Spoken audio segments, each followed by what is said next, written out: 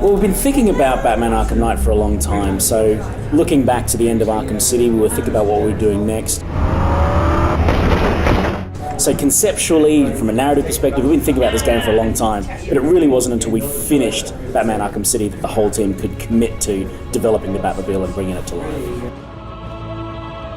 When Next Gen came along, the missing piece of the puzzle for us, being the Batmobile, just is a perfect marriage. We know that in your mind, in the imagination of gamers, driving the Batmobile is a fast, high-speed, high-impact, powerful, destructive experience. Building out a city, the size of the city that we have in Gotham, it's 20 times bigger than Arkham Asylum, it's fully destructible as well. All of that requires the horsepower of Next Gen. So once we had decided to go for it, the entirety of Gotham and the Batmobile itself, all of our technical decisions were made for us. There's always little things that we drop into our games that give gamers a bit of a hint of where we're going next. And getting involved with the community and looking at the theories online, I think a few people have picked up on a few little Easter eggs that we've dropped. So bringing Arkham Knight to, as the final epic conclusion, we've known we want to do that for a long time. And yeah, there are a few things that we've set up to let people know that we're closing the book with this game.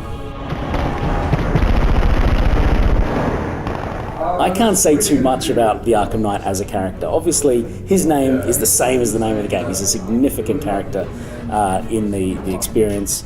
We've designed him as an original character at Rocksteady in collaboration with DC. I'm not going to say anything more than that right now, man, because this is big, right? And I don't want to spoil it for anyone. Yeah, working with DC is an awesome creative collaboration. Same with Warner Brothers as well. The three of us have just got such fantastic kind of, connection. We collaborate together every single day, so the entire team at DC are totally on board with everything that we do and we have done in the past. When we come up with crazy ideas like we want to kill the Joker, we kind of go to them and say, look, are you cool with this? And they're like, well, if you think it'll make a great game, let's go for it. So it's a very, very open and collaborative experience working with those guys at DC. They're great.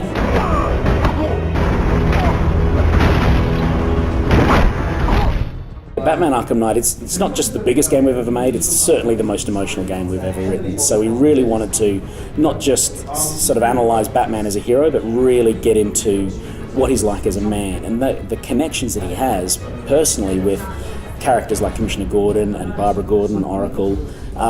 These are the other characters that can draw out that emotion, so we're really focusing on the kind of tension that exists between father and daughter, the deceit and the dishonesty that exists in their relationship because Oracle works for Batman, but Jim Gordon isn't aware of that. So the emotional angle is just as important to us in Arkham Knight as every other aspect that we're developing. So we're working on a lot of different things all at the same time, but it's coming together beautifully. The relationship that kind of Bruce Wayne has with the memory of his parents is always something that is in the back of our mind, because that's the defining moment of his life. The tragic events surrounding his parents' death is what made him who he is. So the trailer that we created for announcement was really about focusing on what would that feel like to be the Batman, to be Bruce Wayne, and to have those memories and live with those memories every single day. But yeah, I mean, it always exists as part of the experience throughout the game when you're being Batman, because it's the defining element that made him the man that he is. Driving the Batmobile through Gotham City is all about it being this awesome, powerful, destructive experience. But there's so much more that it can do.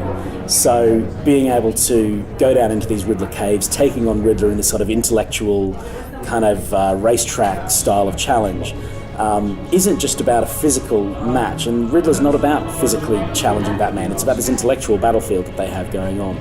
So we wanted to create these Riddler challenges to push the Batmobile to the absolute limit. So driving on the walls, driving up onto the ceiling, that's the least that we could do, right? It gets much more cerebral from that point. It's one of my favourite bits of the game. The flaming Batman logo and the design of the logo is something we thought about for a long time, and here's the thinking. It's Batman Arkham Asylum, when you think about the image on the front of the box, it's very blue, very cool, very calm. Batman Arkham City was black and white, purely neutral. So we've got this spectrum that we've built up between the three games, where Arkham Knight is all about heat. It's all about this epic, conclusive, explosive end to the trilogy. So the colour spectrum from blue through the neutral through to red hot, that was really the driving philosophy behind the design of the logo. There's also a bit of carbon fibre in there to kind of connect with the Batmobile. It's all up here. This is all the thinking that we've been putting into this. I'm glad you picked up on that. Yeah, I mean, the line launcher and all the gadgetry is something that we think about a lot in terms of how you actually use it in the game experience itself. So you're always gliding between buildings. If you can pull out the line launcher and fire a tightrope at any point, perch on that, study the streets below, that's something you're kind of going to constantly be thinking about, because there's no other way that you can just stop dead if you see something you want to engage with. So the addition of that gadget and that ability and the whole philosophy of gadgets while gliding, I think is really going to change the dynamic of how gamers feel and think as they're gliding through the streets. Developing exclusively for next gen really gives you a sort of laser focus that I think is really liberating. You know, we know exactly what we have to do, exactly what we need to deliver on. Deciding to go for it with the Batmobile, deciding to go for it with building out the entirety of Gotham City. There was no compromises in any of the design or development of the game. So having that very crystal clear technical and creative vision, we've never really kind of had the horsepower that we now have, and our technical team is saying to our creative team, just go for it. Working with Kevin Conroy is awesome. You know, we have spent years writing this script, conceiving all of the dialogue. You just give it to him and he brings it to life. You don't have to tell Kevin how to be Batman. You don't have to warm him up. He just is. He just goes for it. So it's a brilliant way of working. He's just such a spectacular partner for us to have, and I think gamers, demand that as well. So few people we've shown the game to, when they hear his voice, they're just losing it. It's just awesome to see. It's wicked. The intellectual racetracks that Riddler has devised is kind of the next generation of Riddler's intellectual, cerebral showdown with Batman. You know, it's never been a physical challenge between those two.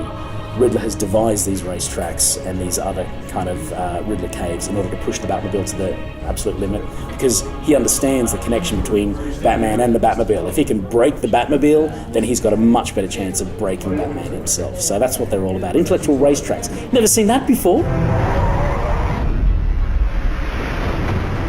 We had a very clear idea from the end of Arkham City how we wanted this trilogy to wrap up. So we knew the story we wanted to tell, the narrative path that we were on for Batman Arkham Knight. We also developed an internal scripting team, so we brought in 3 new script writers to collaborate with Sefton Hill, the game director, to really fill out that narrative, fill out that story, and to write the dialogue that we need. And having an internal scripting team means we can change our minds, we can change the script and dialogue based on new developments. So working iteratively allows us to make a much better game. So that was the real kind of key decision for us.